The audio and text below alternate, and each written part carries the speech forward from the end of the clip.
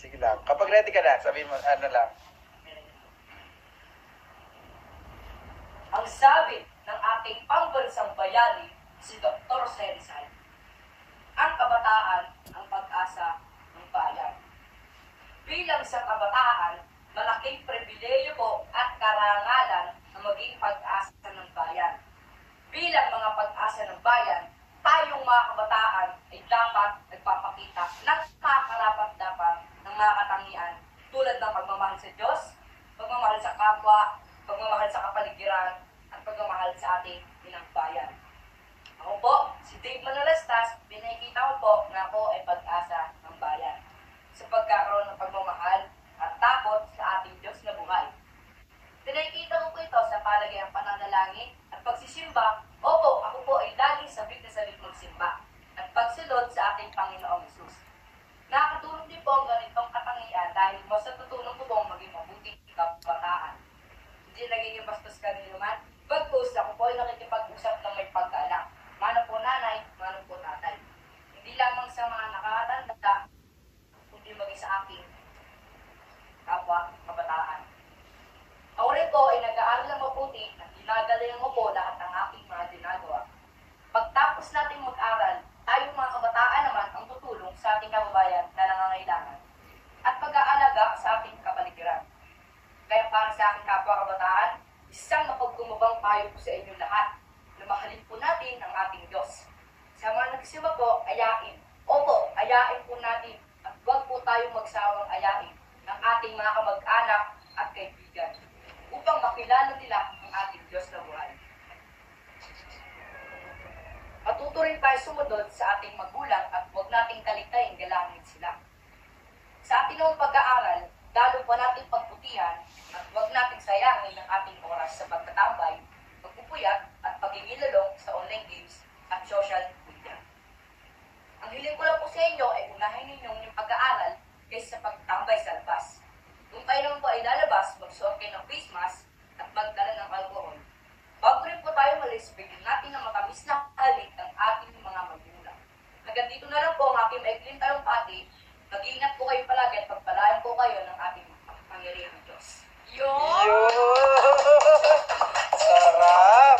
Committee ng Infrastructure, walang iba kundi si Mr. Dave Manalastas. Ako po si Engineer Dave Manalastas, aka Mr. One Call Away.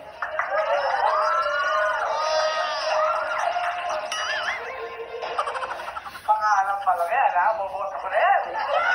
Ako po si Engineer Dave Manalastas, aka Mr. One Call Away. Ako po ay tumatakbo bilang isang head committee ng infrastructure ng ating barangay. Bilang isang mabuting engineer, nais ko pong tumulong sa mga kababayan po natin na nangangailangan. At ang una sa aking plataforma ay ang eskwelahan. Kaya po gusto ko patayo ng eskwelahan kasi number 1 din po ang edukasyon para po sa mga kabataan. Pangalawa, barangay hall. Upang mas makilala ang organisadong sistema ng ating barangay. Pangatlo, pabahay. Gusto ko rin po magpatayo ng pabahay para po sa mga nasa lansangan. At hindi ko rin po ito magagawa kung wala po ang kapitana at aking mga kapartido. Panglima, overcourt. Gusto ko rin po magpatayo ng overcourt para po maging libangan po ng mga iba pong mga kabarangay po natin. Ayun lang po at mag-ingat po ay palagi and God bless po. Kinakabahan na rin. Okay. So, ito yung mga props niya. Ninong Steven, thank you sa laptop ha. Hoy, shoutout ko sa palaptop ni Ninong.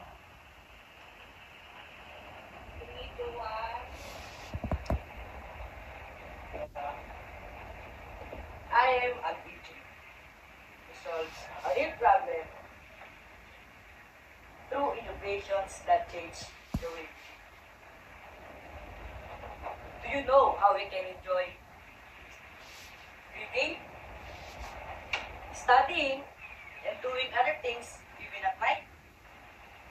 Thanks to Engineer Thomas Alva Edison, the inventor of light bulb.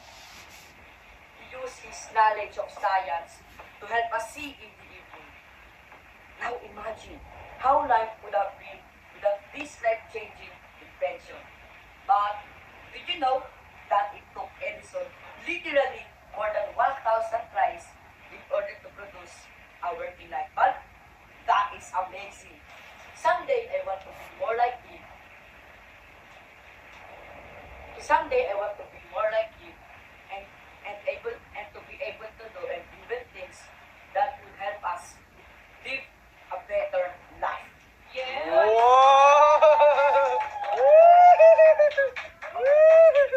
Kinabahala ng konti doon eh. Joke. Ano? Tayo. Saan po, kung walang pera, wala naman po pang load yun. Oh, saan daw kukuha ng pera kung walang pang-load? Ano pa? Oh, ikaw. Okay, sige. Kung i-aasa niyo po sa gadget, bakit lahat po ba tayo may pambili po ng cellphone? Hindi naman po, di ba? Kung gusto mo matututo ka kung may paraan, ay kung... Buboy. Tara, sa Buboy. O yung nagsabi na sa bundok nga po, di ba? Paano nga po makakabili ka ng book doon eh ang layo-layo ng tindahan doon.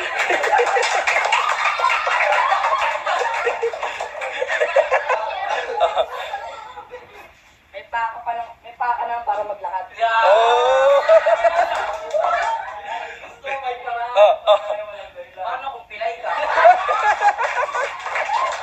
Hindi magbukas ka. Oh! Paano kung wala kang mahutusan?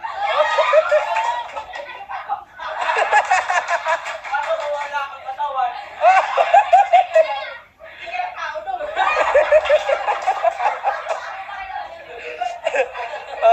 Okay, sige. Diba, ikaw nagturo sa akin ng pagkakita. Salamat sa aking guro at sa mga bagay na iyong tinuro. Ikay pangalawang magulang sa akin, ikay kagana-gana. Natin guro, salamat tayo. Ang nalalaman mo sa aking lipatan. Mga liwanag at pangarap ang hindi kung walang guro na tumagal.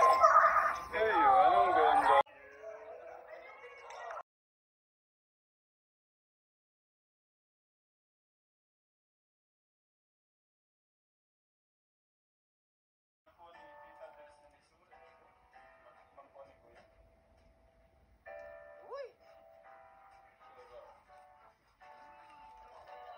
Ayun ang asawa ko.